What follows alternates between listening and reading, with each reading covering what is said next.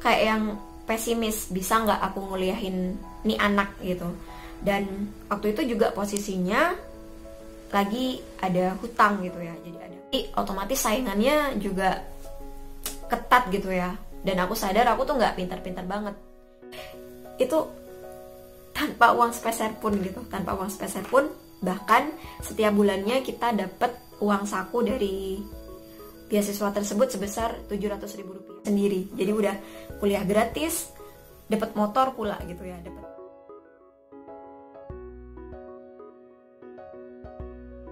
Assalamualaikum warahmatullahi wabarakatuh. Halo semuanya, jumpa lagi di DNS Sutari. Di video kali ini aku pingin share tentang kisah keajaiban sholat duha.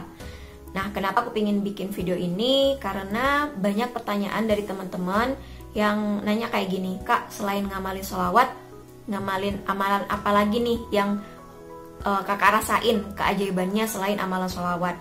Nah, di sini aku pingin share tentang keajaiban sholat duha, karena ini merupakan amalan yang benar-benar aku kenal, sejak aku kecil, sejak aku kelas 5 SD. Jadi siapa tahu gitu ya, ini bisa bermanfaat buat teman-teman. Bukan bermaksud untuk riya atau pamer amalan gitu, bukan. Tapi benar-benar pingin, siapa tahu gitu ya, ini bisa membesarkan hati teman-teman semua gitu, yang mungkin sedang punya masalah, pingin mencapai hajatnya. Siapa tahu dari kisah ini ada hikmah yang bisa diambil gitu. Jadi seperti apa lengkapnya? Simak terus videonya ya. Aku pertama kali tahu tentang sholat duha itu waktu kelas 5 SD.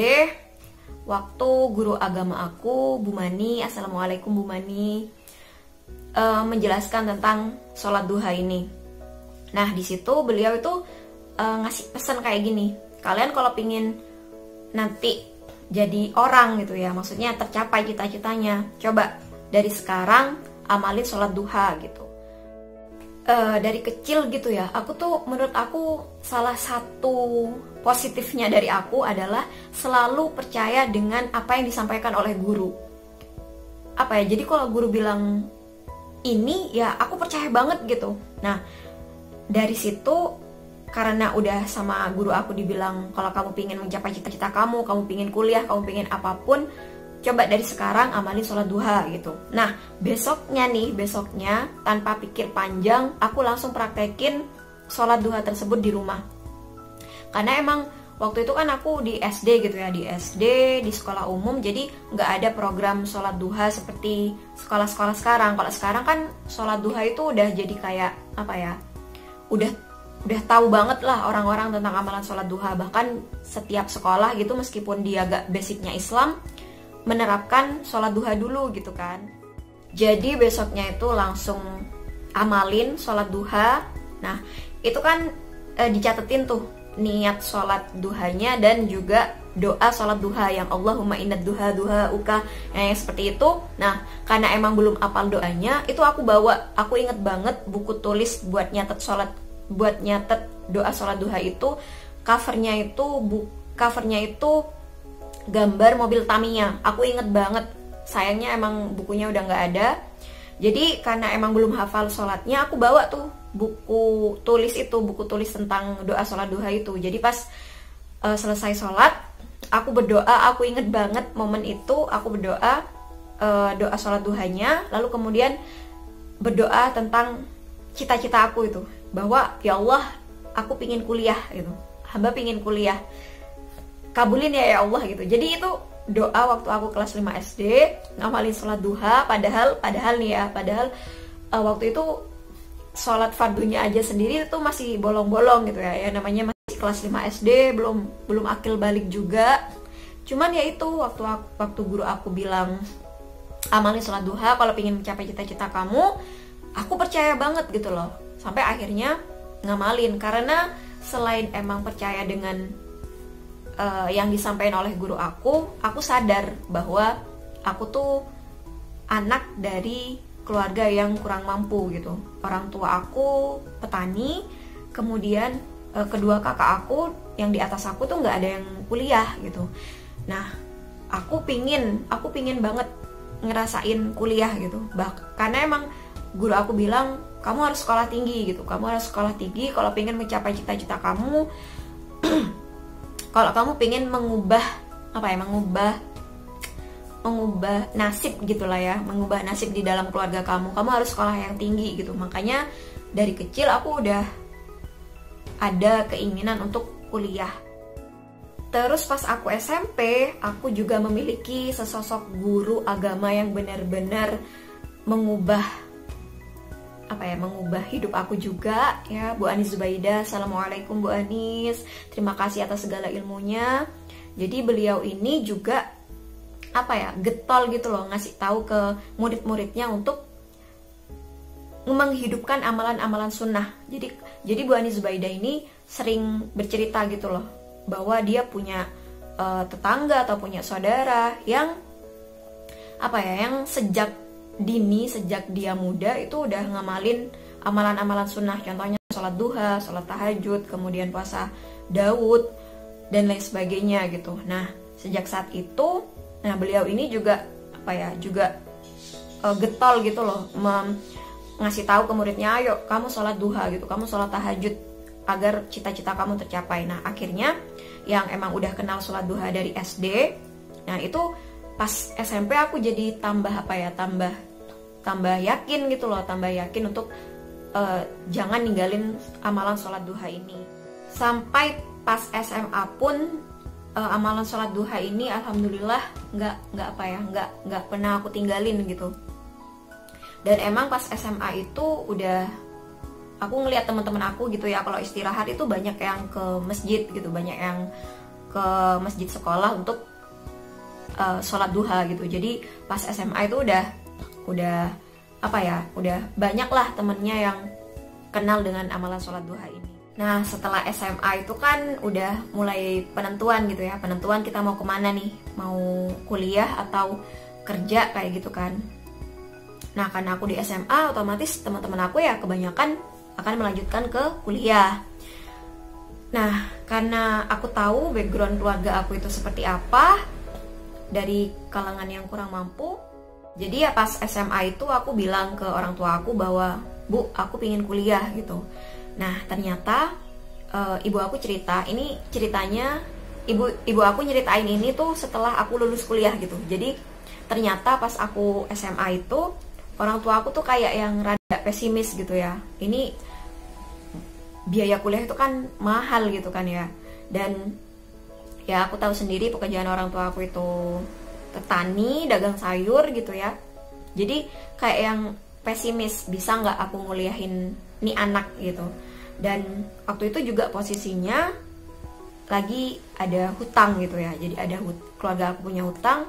Jadi kayak udah, aduh bisa nggak ya nguliahin anak ini gitu. Cuman orang tua aku tuh nggak pernah ngomong gitu loh bahwa mereka kesulitan keuangan dan merasa mereka kayaknya nggak mampu untuk nguliahin aku. Cuman aku tuh sama sekali nggak mikir gitu, nggak mikir tentang biaya aku bisa kuliah atau nggak. Aku sama sekali nggak mikirin tentang hal tersebut. Dan aku juga nggak nanya ke orang tua aku mereka bakal sanggup nguliahin aku atau nggak. Aku nggak pernah nanya itu karena aku udah punya keyakinan bahwa aku udah dari kecil udah ngomong sama Allah, aku udah minta sama Allah, pastilah Allah ngabulin. Nah aku tuh punya sisi positif itu gitu loh. Kalau udah yakin itu nggak kebanyakan mikir gitu. Nah pas kelas 11 itu kan udah mulai dikasih sosialisasi gitu loh ya, kayak kalian pingin jurusan apa nanti kalau kuliah, nah kayak gitu. Nah terus guru BK aku menyampaikan bahwa kalian bisa kuliah gratis, full gratis, bahkan nanti dapat uang saku kalau kalian dapetin beasiswa bidik misi. Nah waktu itu beasiswa bidik misi itu pas aku kelas 11 itu merupakan program baru dapat setahun atau 2 tahun gitu. Pokoknya yang aku ingat, aku tuh angkatan ketiga bidik misi. Nah saat itu guru BK aku bilang kayak gitu. Jadi ada beasiswa namanya beasiswa bidik misi. Cuman untuk dapat beasiswa bidik misi ini kalian minimal harus peringkat 3 paralel di sekolah gitu. Pokoknya harus dapat paralel 1, 2, 3 lah gitu. Nah jadi kan udah udah kayak dapet titik terang nih gitu ya, dapat titik terang dari Allah bahwa oh kalau kamu pingin kuliah gratis, nah kamu bisa ini ngincer beasiswa bidik misi. Nah jadi saat itu yang aku lakukan adalah belajar mati-matian, pokoknya fokus aku adalah gimana caranya nanti aku bisa dapat beasiswa bidik misi ini, dan tentu saja sambil terus ngamalin amalan sholat duha tersebut. Jadi nggak putus tuh yang namanya sholat duha gitu. Cuman aku sadar juga nih kalau aku tuh nggak pintar-pintar banget gitu kan ya, apalagi pas SMA aku masuk ke salah satu SMA favorit juga di kota aku. Jadi otomatis saingannya juga ketat gitu ya, dan aku sadar aku tuh nggak pintar-pintar banget. Cuman ya itu tadi sisi positif aku adalah aku tuh full-fullan bergantung sama Allah gitu, full-fullan bersandar betul sama Allah. Waktu itu aku inget banget waktu kelas 2 itu aku sering ikut remedi. Jadi teman-teman aku tuh kan kebanyakan ikut bimbel gitu ya, karena mereka punya uang lah ya, punya uang untuk ikut bimbel kayak gitu. Sedangkan aku nggak ada kemampuan untuk kemampuan untuk ikut bimbel tersebut. Jadi ya full dah, bener-bener kayak belajar sendiri, lebih rajin dari yang biasanya, terus bener-bener full-fullan berdoa kepada Allah, bergantung sepenuhnya sama Allah. Sampai akhirnya meskipun pada kenyataannya gitu ya, aku pernah ikut remedi, kemudian pernah juga nilainya rendah banget. Nah tapi ternyata sama Allah alhamdulillah dapat paralel ketiga di jurusan aku. Dan itu aku pertahanin sampai aku kelas 3 atau kelas 12, aku bertahan agar tetap berada di peringkat paralel tersebut gitu. Pokoknya sebisa mungkin bertahan di peringkat 1, 2, 3 paralel gitu.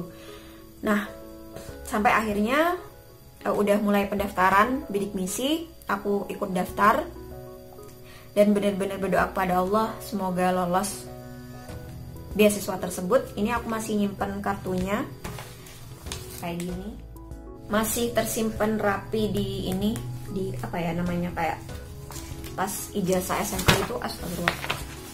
Nah ini aku masih nyimpan banget kartu bidik misinya. Dan alhamdulillah bulan Mei kalau nggak salah, pas kelulusan juga, pas hari kelulusan itu bertepatan dengan pengumuman SBMPTN undangan. Jadi paginya itu wisuda SMA, kemudian sore harinya itu kalau nggak salah jam 5 itu pengumuman SNMPTN undangan. Dulu namanya SNMPTN undangan karena aku emang dapat dari jalur undangan. Nah itu pengumuman, dan alhamdulillah itu aku buka pengumumannya lolos di Universitas Jember Pendidikan Fisika. Cuman waktu itu nggak ada keterangannya ini lolosnya bidik misi apa enggak gitu. Waktu itu benar-benar langsung sujud syukur, alhamdulillah keterima di pilihan pertama di Pendidikan Fisika Universitas Jember. Cuman kan masih ketar-ketir gitu ya. Ini nih gimana nih tentang beasiswanya gitu, beasiswa bidik misinya. Nah itu juga langsung ngontak teman-teman aku juga kan, ini gimana nih kita yang ikut bidik misi ini lolosnya nih gimana gitu kan ya. Nah ternyata pas setelah kayak daftar ulang gitu ya, nah ternyata emang alhamdulillah kita benar-benar lolos SNMPTN undangan sekaligus juga lolos beasiswa bidik misi. Jadi waktu itu saat yang lain nih bayar kayak uang apa sih namanya dulu tuh ya, kayak uang pertama gitu ya, uang pertama waktu masuk kuliah. Kalau nggak salah jurusan aku itu waktu itu 7 jutaan gitu. Nah sedangkan aku sama teman-teman aku yang lolos beasiswa bidik misi, alhamdulillah nggak ngeluarin uang sepeser pun, bener-bener free gitu ya, free. Bahkan kita tuh udah kayak dapat alma mater gitu ya, itu tanpa uang sepeser pun gitu, tanpa uang sepeser pun. Bahkan setiap bulannya kita dapat uang saku dari beasiswa tersebut sebesar Rp700.000. Nah sebenarnya Rp600.000 kalau di kampus lain itu katanya Rp600.000, cuman pas di UNED, di Universitas Jember itu kayak ditambahin gitu 100.000. Jadinya kita per bulan dapat uang saku Rp700.000. Udah kuliahnya nggak bayar, alhamdulillah juga dapat uang saku. 2012 kuliah, alhamdulillah lulus tepat waktu. Tahun 2016 September aku wisuda, dan itu juga aku ceritain gimana struggle-nya aku ngerjain skripsi, dan saat itu juga aku ngerasain keajaiban sholawat gitu ya. Dan pas aku wisuda itu orang tua aku datang dan mereka terharu gitu ya, ada salah satu anaknya yang bisa kuliah dan gak ngerepotin mereka gitu. Jadi itu sebuah momen dimana mereka tuh sampai sekarang kadang gak habis pikir gitu loh, bahwa ada rezeki untuk anaknya bisa kuliah tanpa bayar sepeser pun. Bahkan di sini dapat uang saku 700.000 rupiah per bulan. Nah, karena dapat uang saku tersebut, akhirnya aku kayak beli motor gitu ya, nyicil motor. Jadi pas kuliah, alhamdulillah aku udah punya motor sendiri. Jadi udah kuliah gratis, dapat motor pula gitu ya, dapat penghasilan dapat bisa beli motor gitu juga. Karena emang pas udah semester 4 aku juga udah mulai kerja sambilan kayak ngelesi gitu. Jadi orang tua aku tuh kayak masih kadang nggak percaya gitu loh bahwa ada anaknya yang bisa kuliah gitu. Jadi kalau di flashback ke belakang itu bener-bener kok bisa gitu ya, kok bisa gitu. Mereka tuh masih kadang sering berpikir seperti itu. Oke, jadi itu kisah keajaiban sholat duha yang aku alami, gimana bisa mewujudkan cita-cita aku untuk kuliah, bahkan dapat motor juga gitu ya. Yang pingin aku garis bawahi di sini adalah bahwa setiap kita memiliki impian, punya cita-cita, kalau kita udah start dari awal melibatkan Allah, bergantung sama Allah gitu ya. Nah, gimana caranya bergantung pada Allah? Nah, salah satunya kita tawasul melalui amalan-amalan, contohnya kayak seperti sholat duha, ya amalan sholawat. Nah, kalau kita udah startnya gitu melibatkan Allah, benar-benar bergantung pada Allah, bersandar sama Allah, insya Allah cita-cita seperti apapun itu pasti akan terkabul gitu loh. Ya tentunya cita-citanya dalam koridor kebaikan gitu ya. Insya Allah pasti bakal terkabul. Aku kan sering gitu ya baca di komen-komen atau DM maupun chat di WA yang kayak gini, Kak, aku udah ngamalin nih gitu, aku udah ngamalin setahun, 2 tahun, 3 tahun gitu ya, kok belum ada belum ada keajaibannya, belum kayaknya hidup aku masih gini-gini aja, bahkan kayak yang tambah babak belur gitu. Nah, yang aku pengen tekanin di sini adalah nggak ada yang sia-sia gitu loh.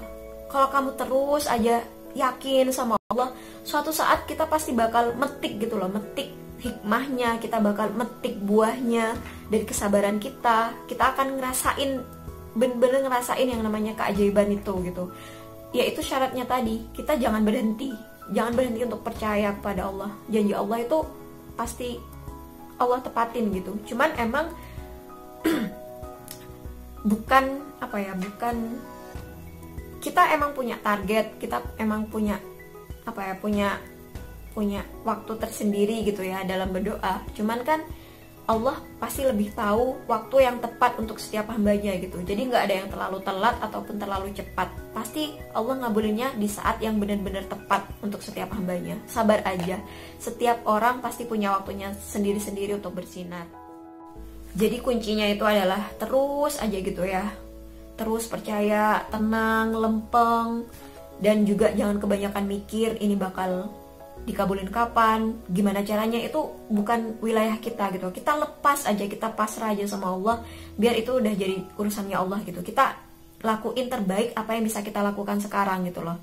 Cari bener-bener aktivitas, kesibukan yang bener-bener membuat kita jadi orang yang lebih baik gitu. Mungkin di sini ada yang berpikir bahwa apaan sih ngamalin sholat duha kok untuk kayak begitu gitu, untuk duniawi banget sih gitu. Aku di sini setiap orang itu punya perjalanan spiritual, setiap orang itu punya perjalanan mengenal Allah itu gak langsung yang mencapai tahap aku janganlah ngamalin kayak gitu untuk hal yang duniawi gitu. Setiap orang itu aku yakin punya perjalanannya sendiri-sendiri gitu. Dan mungkin waktu aku SD, waktu aku sekolah, aku emang ngamalin sholat duha emang bener-bener karena berdoa kepada Allah pingin kuliah gitu ya. Emang kelihatannya kayak duniawi banget, tapi semakin kesini itu proses gitu loh. Itu proses bahwa karena nggak ada lagi nih yang bisa aku andalin. Kotak juga pas-pasan, kemudian uang juga nggak punya, siapa lagi yang bisa diandelin selain Allah gitu. Makanya ya berdoa mati-matian kepada Allah, minta sungguh-sungguh sama Allah.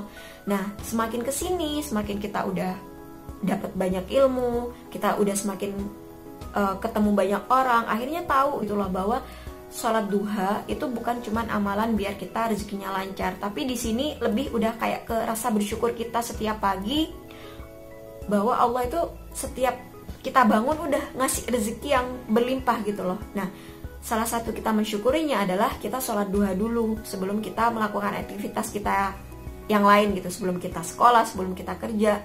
Alangkah baiknya kita bersyukur dulu kepada Allah, ya salah satunya dengan kita sholat duha gitu. Jadi proses gitu loh, setiap orang itu berproses. Jadi mungkin ya awalnya emang kelihatannya duniawi banget gitu doanya, tapi semakin hari semakin kesini dirasain bener-bener itu emang udah jadi bukan kayak begitu lagi gitu tujuannya, tapi emang udah bener-bener sebagai ungkapan syukur kita kepada Allah. Jadi setiap hidup kita itu adalah long life journey, perjalanan yang panjang, perjalanan menemukan jati diri kita, menemukan benar-benar cinta kasihnya Allah itu seperti apa, itu perjalanan gitu loh. Jadi ya yuk kita semoga perjalanan kita tuh bisa membuat kita semakin baik, semakin jadi manusia yang benar-benar dicintai sama Allah gitu. Amin amin ya rabbal alamin. Oke, cukup sekian video kali ini, semoga bermanfaat dan ada hikmah yang bisa diambil. Amin. Dan sampai jumpa lagi di video-video yang selanjutnya insyaallah. Sekali lagi terima kasih. Wassalamualaikum warahmatullahi wabarakatuh. Bye bye.